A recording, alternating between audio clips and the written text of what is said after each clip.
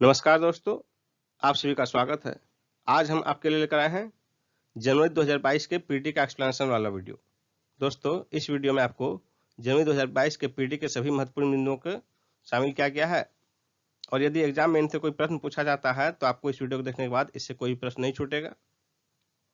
तो चलिए देखते हैं पहला पॉइंट, स्वच्छ सर्वेक्षण 2021। स्वच्छ सर्वेक्षण 2021 के कई तथ्य हैं। सबसे स्वच्छ शहर, सबसे स्वच्छ राज्य, इस तरह के जो भी तथ्य हैं देखिए। 10 लाख से अधिक आबादी वाले शहर में सबसे स्वच्छ इंदौर, दूसरे स्थान पर सूरत, तीसरे स्थान पर विजयवाड़ा और अंतिम 48वां स्थान कोटा का है। और खास बात यह है कि इंदौर जो है ये लगातार 5वें बार सबसे स्वच्छ शहर घोषित किया गया है। अब तक स्वच्छता सर्वेक्षण 6 बार हो चुके हैं, तो पहले बार को छोड़कर बाकी 5 बार इंदौर शीर्ष स्थान पर रहा है। 1 लाख से 3 लाख की आबादी वाले शहरों में शीर्ष पर है एनडीएमसी नई दिल्ली, एनडीएमसी जो हुआ न्यू दिल्ली म्युनिसिपल कॉर्पोरेशन, नई दिल्ली नगर निगम, ये पहले स्थान पर है। दूसरे स्थान पर है छत्तीसगढ़ का अंबिकापुर, तीसरे स्थान पर है आंध्र प्रदेश का तिरुपति और अंतिम 372वां स्थान बिहार के सासाराम शहर का है। 1 लाख से कम आबादी वाले शहरों में शीर्ष 3 स्थान देखिए वीटा, लोनावाला और सासवाट। पहले स्थान पर है वीटा और ये तीनों शहर महाराष्ट्र के हैं।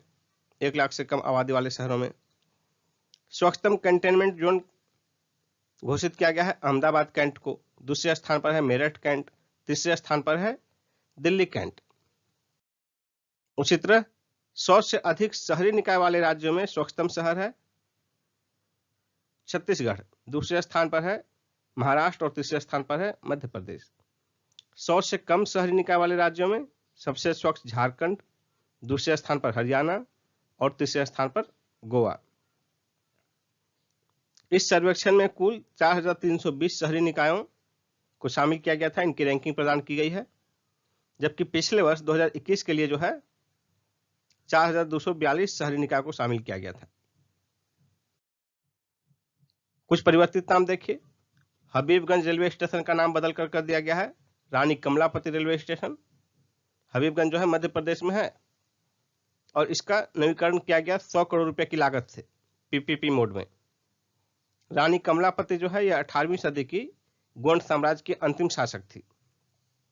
इस रेलवे स्टेशन का लोकार्पण प्रधानमंत्री मोदी जी द्वारा 15 नवंबर 2021 को किया गया और यह देश का ऐसा पहला रेलवे स्टेशन है जहां की एयरपोर्ट जैसी विश्व स्तरीय सुविधा प्रदान की गई है। साथ ही एक और खास बात है, इसका देश का पहला ISO 9001 सर्टिफाइड स्टेशन यह है। दूसरा देखिए, दांदूपुर रेलवे स्टेशन उत्तर प्रदेश में है, इसका नाम बदलकर किया गया है मां बाराही देवी धाम। पाताल पानी रेलवे स्टेशन मध्य प्रदेश में है, इसका नाम क्या किया गया है तांतिया भील के नाम पर। पाताल पानी रेलवे स्टेशन का नाम तांतिया भील के नाम पर किया गया है। ये तीनों नाम परिवर्तित किए गए हैं नवंबर में। सीबीआई निदेशक तथा प्रवर्तन निदेशालय के निदेशक का कार्यकाल 5 वर्ष तक बढ़ाया जा सकेगा। अभी तक जो है वो 2 वर्ष का कार्यकाल था और इसे बढ़ाकर 5 वर्ष तक किया जा सकता है।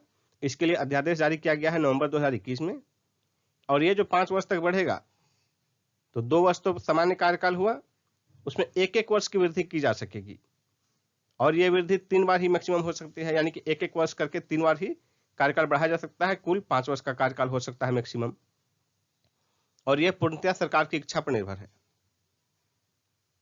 नेक्स्ट पॉइंट देखिए, गृह सचिव, रक्षा सचिव, विदेश सचिव, IB निदेशक तथा रॉ के सचिव का कार्यकाल में 2-2 वर्ष की वृद्धि संभव। इन सभी के कार्यकाल में 2 वर्ष की वृद्धि संभव। पहले यह कार्यकाल 2 वर्ष का था, इसमें फिर से 2 वर्ष की वृद्धि संभव है, यानी कि मैक्सिमम 4 वर्ष तक कार्यकाल हो सकता है। और जो पहले 62 वर्ष की उम्र अधिकतम थी, अब वो अधिकतम उम्र 64 वर्ष तक हो सकती है। लेकिन ये जो वृद्धि है ये सरकार की इच्छा पर निर्भर है। INS वेला नौसेना में शामिल किया गया 25 नवंबर 2021 को। INS वेला स्कॉर्पियन श्रेणी का चौथा पनडुब्बी है। और इसका निर्माण Mazagon Dock Ship Builders Limited Mumbai द्वारा किया जा रहा है। स्कॉर्पियन श्रेणी के 6 पनडुब्बियों का निर्माण भारत में किया जाना है फ्रांस के सहयोग से। और इसका पहला जो है आईएनएस कलवरी, दूसरा आईएनएस खंडेरी, तीसरा आईएनएस करंज, ये तीनों पहले ही नौसेना में शामिल किए जा चुके हैं। 25 नवंबर 2021 को आईएनएस वेला को भी शामिल किया गया सेना में। और इस श्रेणी के अगले दो जो हैं वो होंगे आईएनएस वागीर और आईएनएस वागसीर। इन दोनों को भी 2023-24 तक सेना में शामिल किए जाने की संभावना है। आईएनएस वेला का नामकरण हिंद महासागर में पाई जाने वाली खतरनाक शिकारी मछली के नाम पर किया गया है।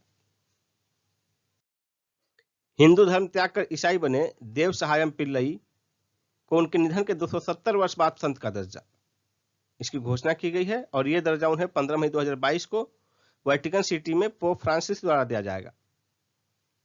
ये देव सहायम पिल्लई जो है त्रावणकोर के थे।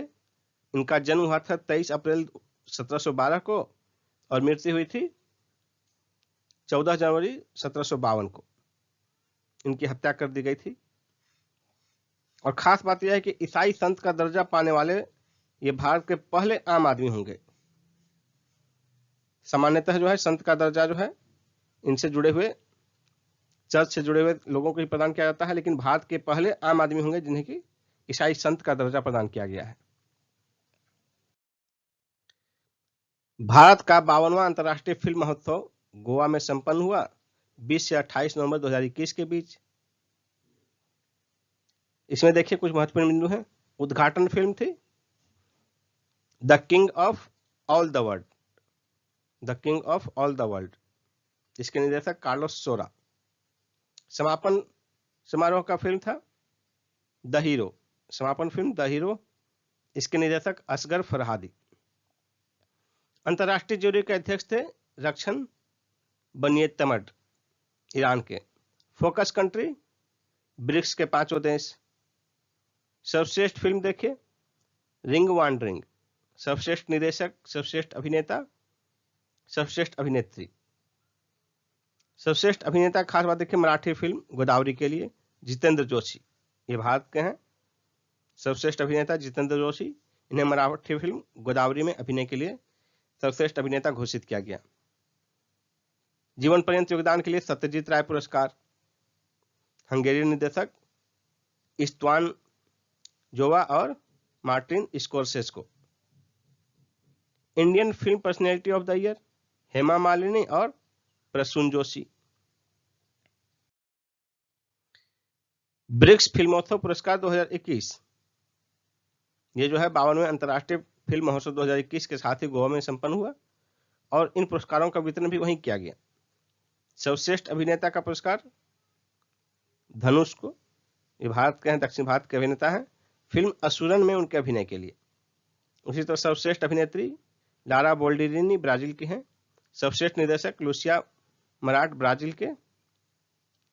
और सर्वश्रेष्ठ फिल्म का पुरस्कार 2 फिल्मों को दिया गया। बराकत दक्षिण अफ्रीका की फिल्म है और the sun above me never sets, ये रूस की फिल्म है। संयुक्त राष्ट्र जलवायु परिवर्तन सम्मेलन कोप 26, ये ग्लासगो में संपन्न हुआ 31 अक्टूबर से 13 नवंबर 2021 के बीच। पिछला जो है 2019 में स्पेन की राजधानी मैड्रिड में हुआ था कोप 25। कोप 26वां ग्लासगो में हुआ।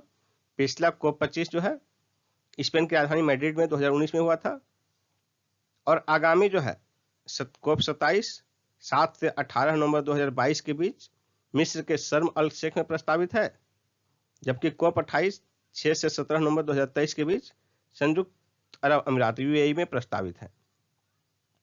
प्रधानमंत्री मोदी जी G20 शिखर सम्मेलन में भाग लेने के लिए रोम गए थे, वहीं से सीधे ग्लासगो पहुंचे थे संयुक्त राष्ट्र जलवायु परिवर्तन सम्मेलन में भाग लेने के लिए। प्रधानमंत्री मोदी जी ने यहाँ one sun one world one grid पर बल दिया। इसके साथ ही सम्मेलन में अपने नेशनल स्टेटमेंट के तहत प्रधानमंत्री मोदी जी ने 5 वादे किए। ये देखिए इनमें जो 5 पॉइंट है ये बहुत ही महत्वपूर्ण है, किसी भी बिंदु से सवाल पूछा जा सकता है। भारत में गैर जीवाश्म ऊर्जा क्षमता को 2030 तक 500 गीगावाट तक पहुंचाना। दूसरा है 2030 तक अपनी 50% ऊर्जा आवश्यकता नवीकरणीय ऊर्जा से पूरी करना। तीसरा है कुल प्रोजेक्टेड कार्बन उत्सर्जन में 2030 तक 1 बिलियन टन की कमी लाना। चौथा है अर्थव्यवस्था की कार्बन इंटेंसिटी को 45% से भी कम करना। और पांचवा है 2070 तक नेट जीरो कार्बन उत्सर्जन अर्थात कार्बन न्यूट्रलिटी का लक्ष्य प्राप्त करना। ये सभी लक्ष्य भारत का है। ये प्रधानमंत्री मोदी जी ने सम्मेलन में अपने नेशनल स्टेटमेंट के तहत जारी किया। अफगानिस्तान पर 8 देशों के राष्ट्रीय सुरक्षा सलाहकारों का क्षेत्रीय सुरक्षा संवाद 10 नवंबर 2021 को नई दिल्ली में संपन्न हुआ। इसकी अध्यक्षता की भारत के राष्ट्रीय सुरक्षा सलाहकार अजीत डोभाल ने। इस सम्मेलन को दिल्ली क्षेत्रीय सुरक्षा संवाद भी नाम दिया गया। इसमें आमंत्रण के बावजूद चीन और पाकिस्तान ने भाग नहीं लिया। जो 8 देश इसमें शामिल थे तो भारत के अतिरिक्त 7 अन्य देश देखे, रूस, Iran, Uzbekistan, Turkmenistan, Kyrgyzstan, Kazakhstan और ताजिकिस्तान। अमेरिका अंतर्राष्ट्रीय सौर गठबंधन का 101वां सदस्य बना। 10 नवंबर 2021 को इसने हस्ताक्षर किए। नेक्स्ट पॉइंट है मिसाइल परीक्षण के तहत रूस ने अंतरिक्ष में अपना पुराना उपग्रह नष्ट किया। 15 नवंबर 2021 को अमेरिका ने रूस के इस कदम का विरोध किया है। अमेरिका और चीन की शिखर वार्ता 15 नवंबर 2021 को वर्चुअली संपन्न हुई। नेक्स्ट पॉइंट देखिए इंजेन्यूटी हेलीकॉप्टर ने नवंबर 2021 तक मंगल ग्रह पर 15 उड़ानें संपन्न की। और खास बात यह है कि इसे 4 उड़ान के लिए ही तैयार किया गया था, लेकिन 15 सफल उड़ान संपन्न की है।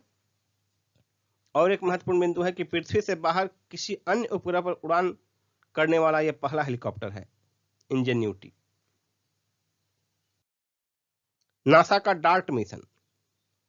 डार्ट देखिए क्या है, double asteroid redirection test. Asteroid का मार्ग बदलने के लिए ये नासा का मिशन है। अंतरिक्ष में 24 नवंबर 2021 को भेजा गया। इसका लक्ष्य है 2500 फीट चौड़े डिडिमास नामक एक बड़े एस्टेरॉयड का चक्कर लगा रहे डिमोर्फोस नाम के एस्टेरॉयड के मार्ग में परिवर्तन करना। इसका फायदा क्या होगा?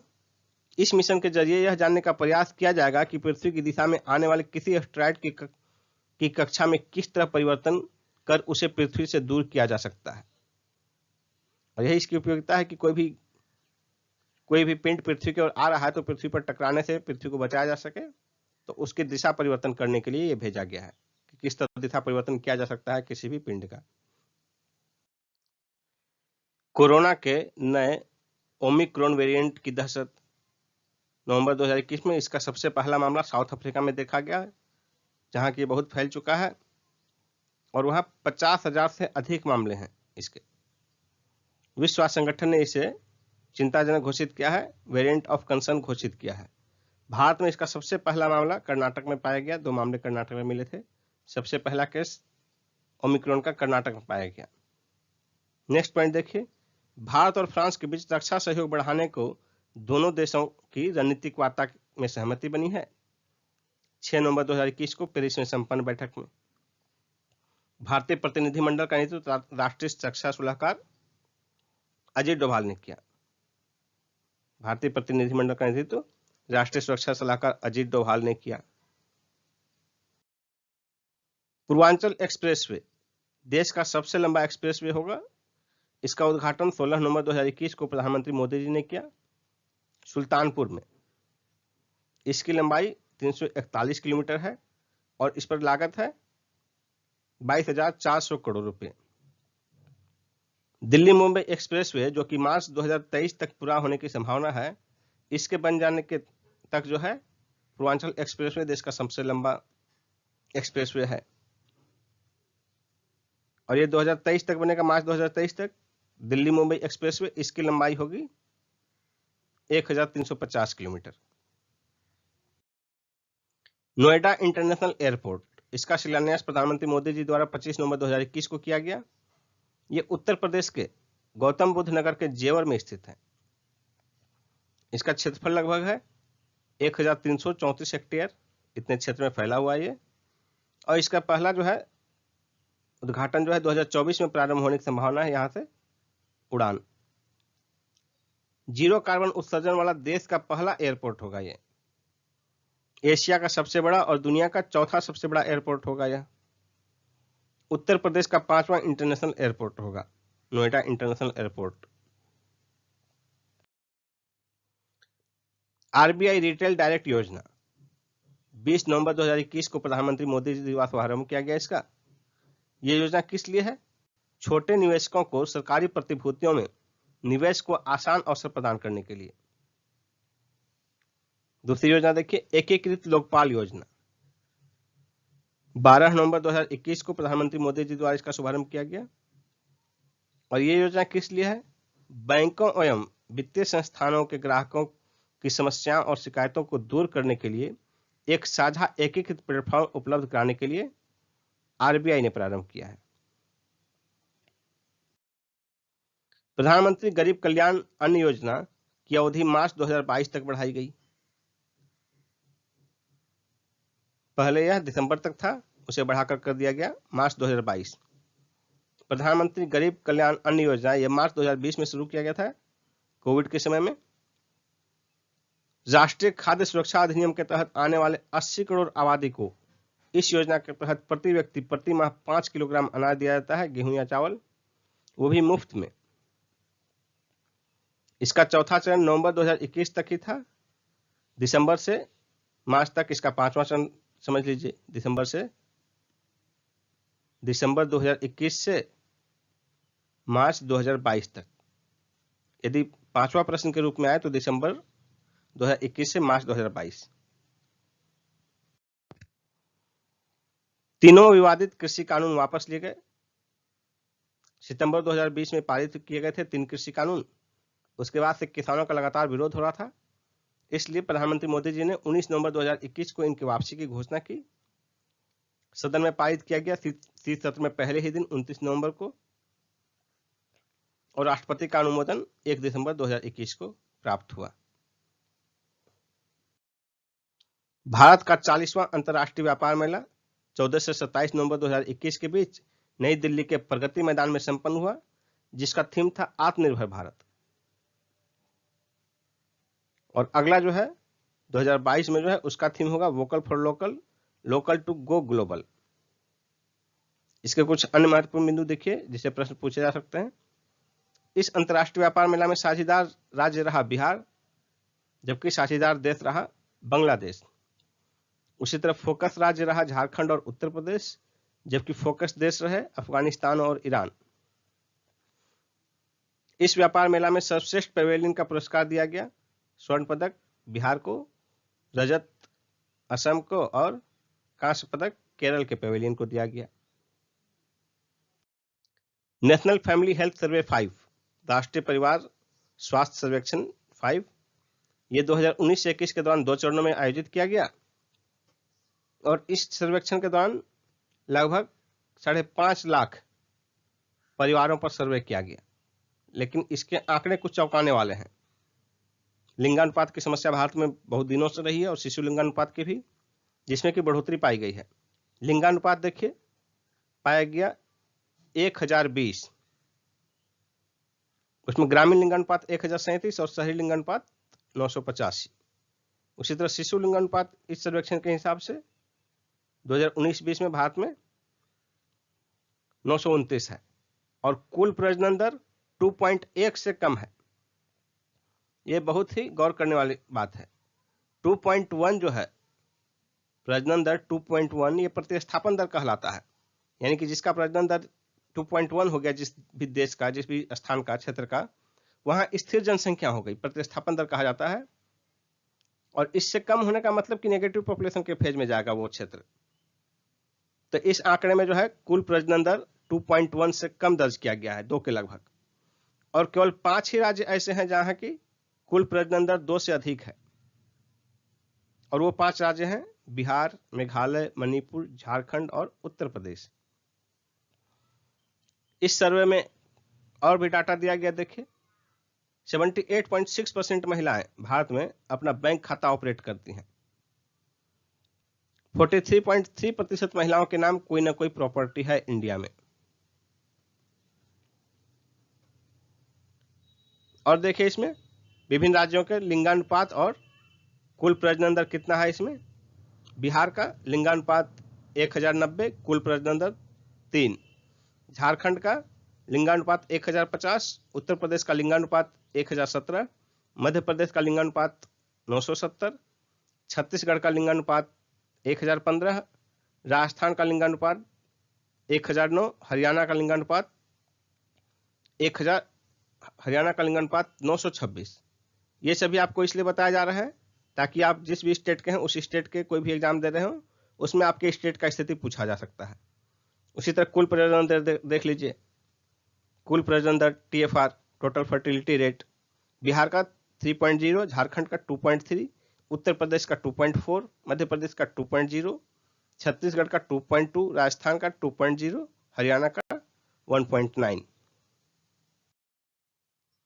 नीति आयोग का बहुआयामी निर्धनता सूचकांक MPI, multi dimensional poverty index, नवंबर 2021 में जारी किया गया।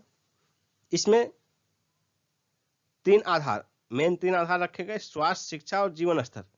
इन्हीं से जुड़े हुए 12 सूचकांक का प्रयोग किया गया इस सूचकांक को तैयार करने में।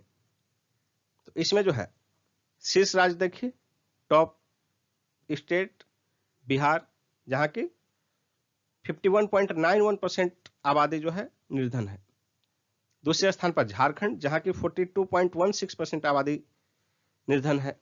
तीसरे स्थान पर यूपी है 37.79%। चौथे स्थान पर मध्य प्रदेश है 36.65%। पांचवें स्थान पर मेघालय है 32.67%। उसी तरह जहां सबसे कम गरीबी है, सबसे अंतिम स्थान पर राज्यों में है केरल, 0.71% गरीब है वहां। गोवा में 3.76% लोग गरीब हैं। सिक्किम में 3.82% लोग गरीब हैं। तमिलनाडु में 4.89% लोग गरीब हैं और पंजाब में 5.59% गरीब हैं। सबसे कम गरीबी वाले ये 5 राज्य, सबसे अधिक गरीबी वाले शीर्ष 5 राज्य। उसी तरह केंद्र शासित प्रदेश देखिए, सभी का दिया गया है। दादर नगर हवेली में 27.36% सबसे अधिक, और वहीं पुडुचेरी में सबसे कम 1.72%। 2021-22 में चीनी उत्पादन 305 लाख टन रहने का चीनी उत्पादकों के संघ इस्मा का पूर्वानुमान है। नेक्स्ट पॉइंट देखिए, 2021-22 की दूसरी तीसरी तिमाही में जीडीपी वृद्धि दर 8.4% रहने का CSO का अंतिम अनुमान व्यक्त किया गया है नवंबर 2021 में। 2020-21 में बागवानी उत्पादन रिकॉर्ड स्तर पर रहने का कृषि मंत्रालय के तीसरे अग्रिम अनुमान में व्यक्त किया गया है। और ये रिकॉर्ड स्तर कितना होगा? कुल उत्पादन 33.1 करोड़ टन, यानी कि 331 मिलियन टन कुल बागवानी उत्पादन।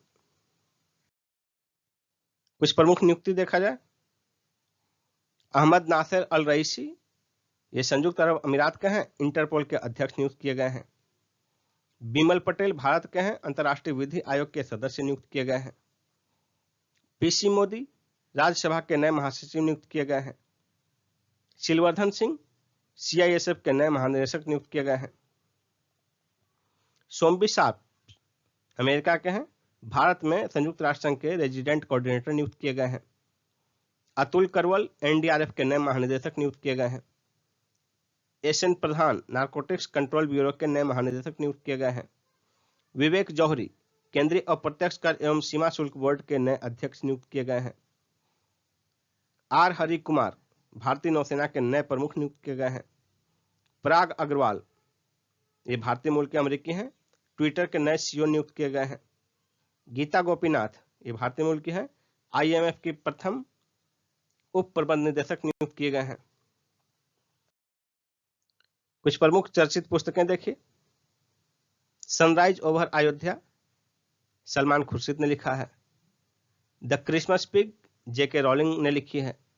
लाल सलाम स्मृति ईरानी ने लिखा है। Home in the world a memoir Amartya Sen की पुस्तक है। This life at play memoirs Girish Karnad ने लिखा है। The nutmeg's curse parables for a planet in crisis Amitabh Ghosh ने लिखा है। Pride prejudice and punditry the essential Shashi Tharoor ने लिखा है। Nehru the debates that defined India, इसे त्रिपुर दमन सिंह और अदिल हुसैन ने मिलकर लिखा है। मिस अर्थ 2021, मिस अर्थ 2021 का पुरस्कार बेलिज के डेस्टिनी वैगनर को दिया गया। मिस अर्थ एयर अमेरिका के Maris Butler. Miss earth water Chile की Romina Denecken. Miss earth fire Thailand के जरीरत पेटसोम को दिया गया।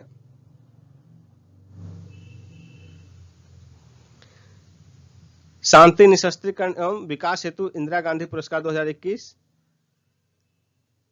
एक संस्था को दिया गया, उसका नाम है प्रथम। यह संस्था कमजोर वर्ग के बच्चों को गुणवत्तापूर्ण शिक्षा उपलब्ध कराने के लिए समर्पित है।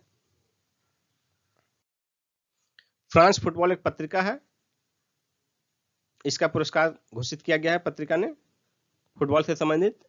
तो सर्वश्रेष्ठ फुटबॉलर देखिए, सर्वश्रेष्ठ पुरुष फुटबॉलर घोषित किया गया लियोनेल मेसी को, अर्जेंटीना के हैं। बैलन डी और पुरस्कार सर्वश्रेष्ठ फुटबॉलर का। सर्वश्रेष्ठ महिला फुटबॉलर का बैलन डी और फेमिनिन, ये पुरस्कार दिया गया स्पेन के एलेक्सिया पुटेलास को। उसी तरह सर्वश्रेष्ठ युवा फुटबॉलर का कोपा ट्रॉफी दिया गया पेट्री को। सर्वश्रेष्ठ गोलकीपर का यासिन ट्रॉफी दिया गया इटली के ज्ञान लुइगी डोनाराम्मा को। सर्वश्रेष्ठ स्ट्राइकर का पुरस्कार दिया गया पोलैंड के रॉबर्ट लिवानडॉस्की को। और सर्वश्रेष्ठ क्लब फुटबॉल क्लब का पुरस्कार दिया गया इंग्लैंड के फुटबॉल क्लब चेल्सिया क्लब को। तेंजिंग नोर्गे राष्ट्रीय साहसिक पुरस्कार 2020 13 नवंबर 2021 को 7 खिलाड़ियों को प्रदान किया गया। वो 7 खिलाड़ी देखिए। सुश्री प्रियंका मंगेश मोहिते, ये पर्वतारोही है महाराष्ट्र के, भूमि साहस के क्षेत्र में दिया गया। भूमि साहस शुरू के 4 जो हैं, इन चारों को भूमि साहस के क्षेत्र में दिया गया, चारों पर्वतारोही हैं। उसके बाद देखिए जल साहस के लिए तैराक श्रीकांत विश्वनाथन को दिया गया, कर्नाटक के हैं। उसी तरह वायु साहस के लिए पंजाब के sky driver lieutenant colonel Sarvesh Dhadwal को दिया गया। और जीवन पर्यंत उपलब्धि के लिए जो है जय किशन को दिया गया। ये जय किशन जो है पर्वतारोही और स्काई ड्राइवर हैं, दिल्ली के हैं। अंतर्राष्ट्रीय एमी पुरस्कार 2021, इसमें सर्वश्रेष्ठ अभिनेता का पुरस्कार दिया गया डेविड टेनेंट को। सर्वश्रेष्ठ अभिनेत्री हेली स्कारपस। सर्वश्रेष्ठ ड्रामा सीरीज तेहरान, ये इजराइल का ड्रामा सीरीज है। सर्वश्रेष्ठ कॉमेडी सीरीज फ्रांस का comedy series Call My Agent season 4। सर्वश्रेष्ठ डॉक्यूमेंट्री का पुरस्कार दिया गया Hope Frozen a quest to live twice, ये थाईलैंड का है। सुष्मिता सेन की web series Aarya drama series में नवाजुद्दीन सिद्दीकी को सीरियस मैन की भूमिका के लिए सर्वश्रेष्ठ अभिनेता के लिए और वीरदास फॉर इंडिया सर्वश्रेष्ठ कॉमेडी सीरीज में नामांकित है, लेकिन इन्हें कोई पुरस्कार प्राप्त नहीं हुआ। निधन सन्नत तांती, ये असमी भाषा के कवि हैं। 25 नवंबर 2021 को निधन हो गया। साहित्य अकादमी पुरस्कार से सम्मानित हैं।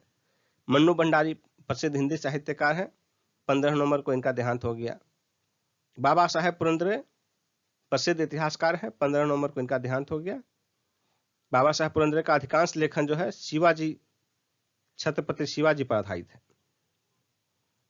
विश्व व्यापार संगठन की 12वीं मंत्री स्तरीय बैठक पुनः स्थगित कर दी गई 26 नवंबर 2021 को। सबसे पहले यह बैठक जो है मूलतः जून 2020 में कजाकिस्तान की राजधानी नूर सुल्तान में होना था, जिसे कोरोना के कारण बढ़ाकर जून 2021 कर दिया गया। लेकिन फिर से कोरोना के कारण ही इसका डेट फिर से बढ़ाया गया और ये 29 नवंबर से 31 दिसंबर 2021 के बीच स्विट्जरलैंड के जेनेवा में प्रस्तावित था। जगह भी बदल दिया गया, लेकिन फिर से कोविड के नए वेरिएंट के कारण इस बैठक को फिर से स्थगित कर दिया गया। जनजातीय गौरव दिवस 15 नवंबर को घोषित किया गया प्रधानमंत्री मोदी जी द्वारा।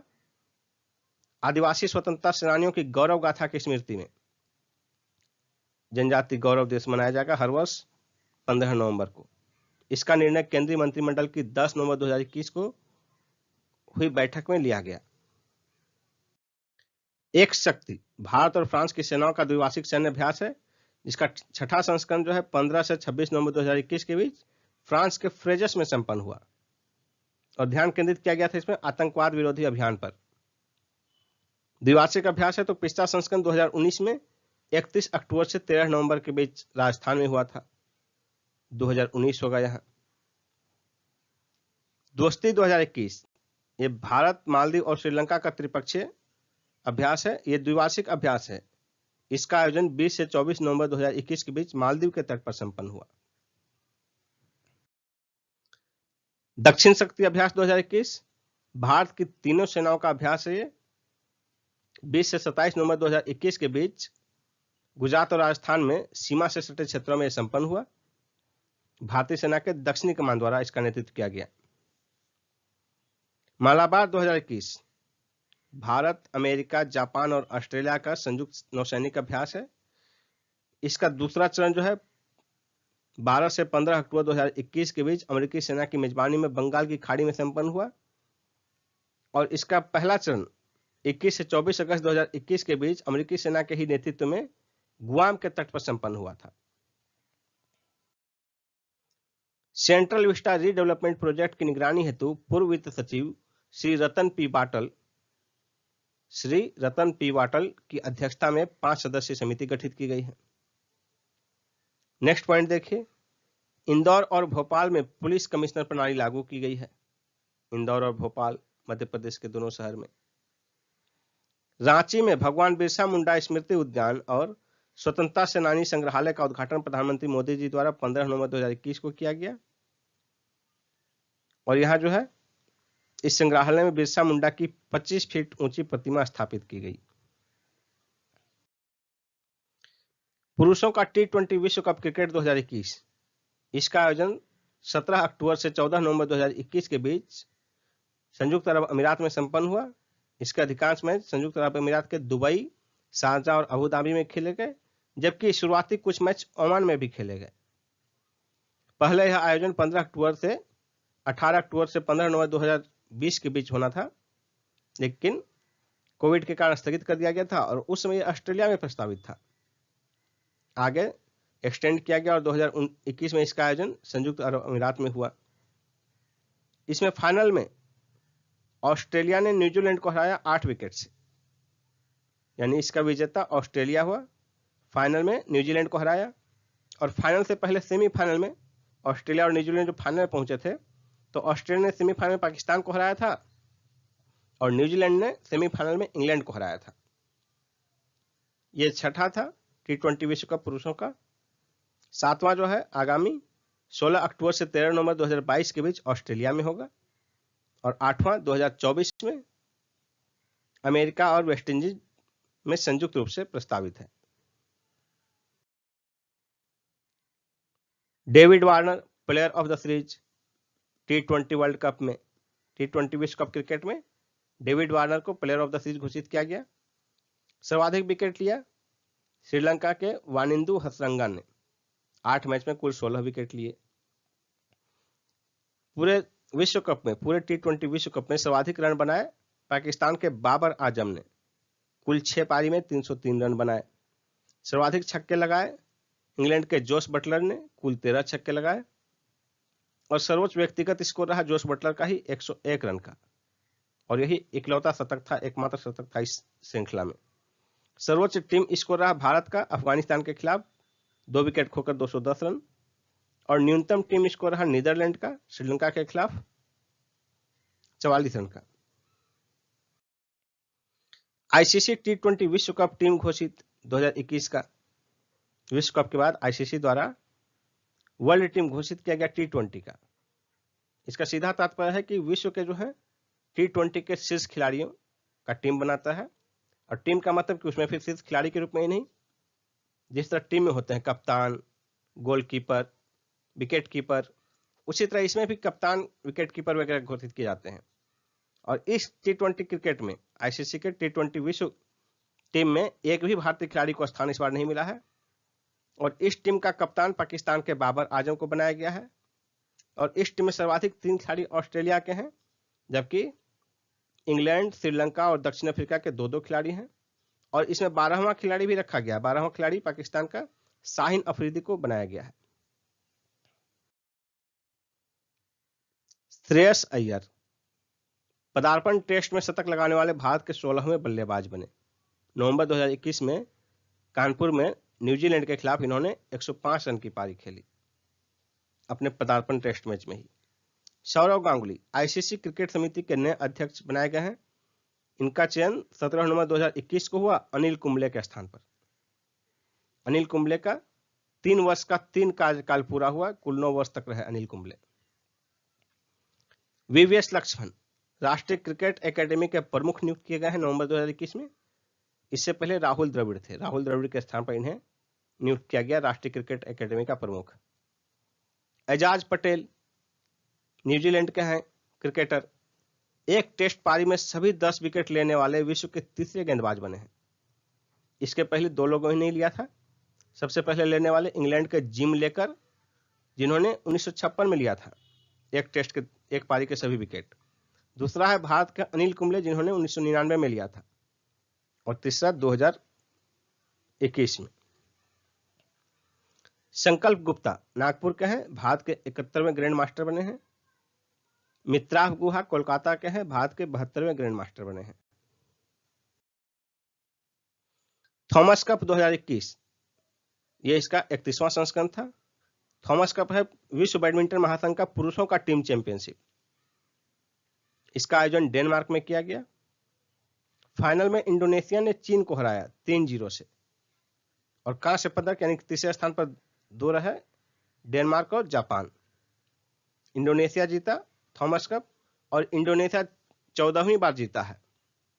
चीन फाइनल में हार गया, चीन भी इसे 10 बार जीत चुका है।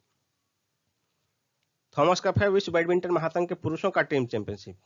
इसी तरह विश्व बैडमिंटन महासंघ के महिलाओं का टीम चैंपियनशिप जो है वो होता है उबेर कप। 2021 में इसका 28वां संस्करण था, और ये भी डेनमार्क में ही हुआ। एक ही साथ किया जाता है थॉमस कप, उबेर कप। और इसमें फाइनल में चीन ने जापान को हराया 3-1 से। और तीसरे स्थान पर यानी कांस्य पदक के लिए 2 देश है, दक्षिण कोरिया और थाईलैंड। चीन 15 बार जीत चुका है, 28 में से 15 बार चीन जीत चुका है। जापान जो कि उप विजेता रहा, फाइनल में हार गया, वो भी 6 बार जीता है इसको। सुदीर्मन कप 2021 ये 17वां संस्करण था इसका। सुदीर्मन कप है बैडमिंटन का मिश्रित विश्व टीम चैंपियनशिप। फिनलैंड के वांता में संपन्न हुआ सितंबर-अक्टूबर 2021 में। इसमें फाइनल में चीन ने जापान को हराया 3-1 से, और कांस्य पदक मिला मलेशिया और दक्षिण कोरिया को। भारत का स्थान इसमें 12वां रहा। और आगामी जो है ये 17वां था, तो आगामी 18वां 2023 में चीन में प्रस्तावित है। वर्ल्ड टूर फाइनल्स 2021 विश्व बैडमिंटन महासंघ का 2021 का अंतिम टूर्नामेंट है। ये 1 से 5 दिसंबर 2021 के बीच इंडोनेशिया के बाली में संपन्न हुआ। इसमें पुरुष एकल का खिताब जीता डेनमार्क के विक्टर एक्सेल्सन ने थाईलैंड के खिलाड़ी को हराया, और महिला एकल का खिताब दक्षिण कोरिया के आन सियोंग ने जीता। और इसमें खास बिंदु है कि इसमें हराया इसने भारत के पीवी सिंधु को। यह पॉइंट महत्वपूर्ण हो जाता है कि इसमें महिला एकल में पीवी सिंधु फाइनल में हार गई दक्षिण कोरिया के खिलाड़ी से। फ्रांसीसी ओपन बैडमिंटन 2021 फ्रांस का है, तो पेरिस में संपन्न हुआ 26 से 31 अक्टूबर 2021 के बीच। इसमें पुरुष एकल का खिताब जापानी खिलाड़ी कांता सुनियामा ने जीता चीनी ताइपे के खिलाड़ी चौ तिएनसेन को हराकर। और महिला एकल का खिताब जापानी खिलाड़ी ने अपने ही देश के खिलाड़ी को हराकर जीता अकाने यामागुची ने। भारत के पीवी सिंधु सेमीफाइनल में पराजित हुई। Syed Mushtaq Ali trophy 2021-22 T20 cricket का घरेलू टूर्नामेंट है ये। इसे जीता तमिलनाडु ने। तमिलनाडु तीसरी बार विजेता रहा। फाइनल में कर्नाटक को हराया 4 विकेट से। और इसमें एक बहुत ही अच्छा रिकॉर्ड बना, यूनिक अपने टाइप में, अक्षय कार्नेवर। ये विदर्भ के गेंदबाज हैं। इन्होंने मणिपुर के खिलाफ एक मैच में अपने 4 ओवर में एक भी रन नहीं दिया। T20 टूर्नामेंट था, T20 में एक खिलाड़ी अधिकतम 4 ओवर फेंक सकता है और 4 ओवर में इन्होंने एक भी रन नहीं दिया। राष्ट्रीय और अंतर्राष्ट्रीय स्तर पर ऐसा पहली बार हुआ है। नेक्स्ट पॉइंट देखिए, भारत न्यूजीलैंड क्रिकेट श्रृंखला 2021। न्यूजीलैंड टीम का भारत दौरा था। 3 T20 मैच और 2 टेस्ट मैच। 3 T20 मैच में भारत 3-0 से जीता। भारत के कप्तान थे रोहित शर्मा और इन्हें ही श्रृंखला का सर्वश्रेष्ठ खिलाड़ी घोषित किया गया। 8 वर्ष के अंतराल के पश्चात चैंपियंस ट्रॉफी की वापसी हुई है। 2025 में अब पाकिस्तान की मेजबानी में होना है। चैंपियंस ट्रॉफी ये क्रिकेट की ट्रॉफी है।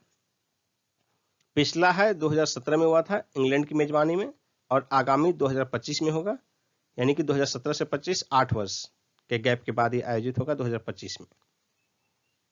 तो अब पिछला का भी एग्जाम में पूछा जा सकता है।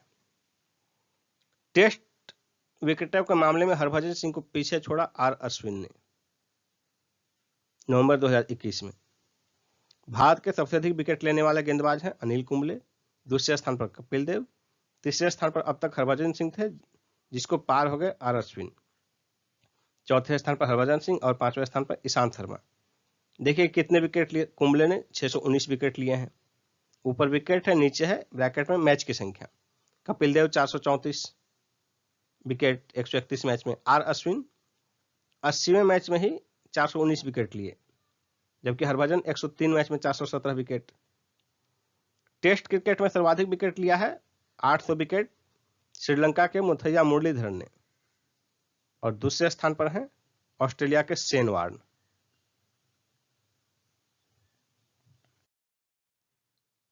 राष्ट्रीय कुश्ती चैंपियनशिप 2021 11 से 13 नवंबर 2021 के बीच उत्तर प्रदेश के गोंडा में संपन्न हुआ।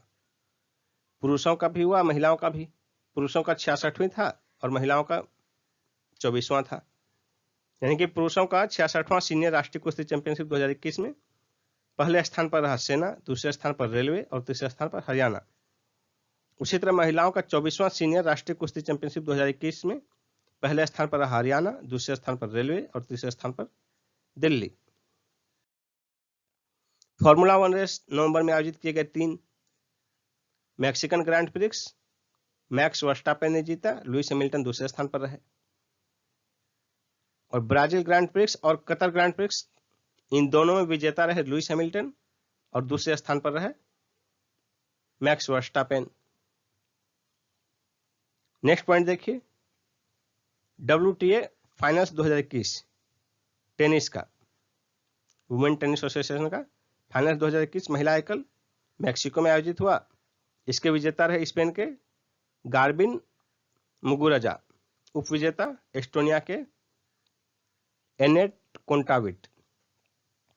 उसी तरह देखिए ATP टूर्स फाइनल्स 2021 पुरुष एकल इटली में संपन्न हुआ। जर्मनी के अलेक्जेंडर ज्वेरेव ने रूस के डेनिल मेदवेदेव को हराया। दोस्तों इस प्रकार जनवरी का पीडी समाप्त हो रहा है। इसको ध्यान से आप याद रखिए सब, कोई भी बिंदु अगर एग्जाम में पूछता है तो छूटे नहीं। और दोस्तों इसका MCQ भी जल्दी ही हम लेकर आएंगे। और दोस्तों यदि आप इसका PDF प्राप्त करना चाहते हैं तो वीडियो के डिस्क्रिप्शन में PDF का लिंक दिया गया है, आप PDF डाउनलोड कर सकते हैं। धन्यवाद।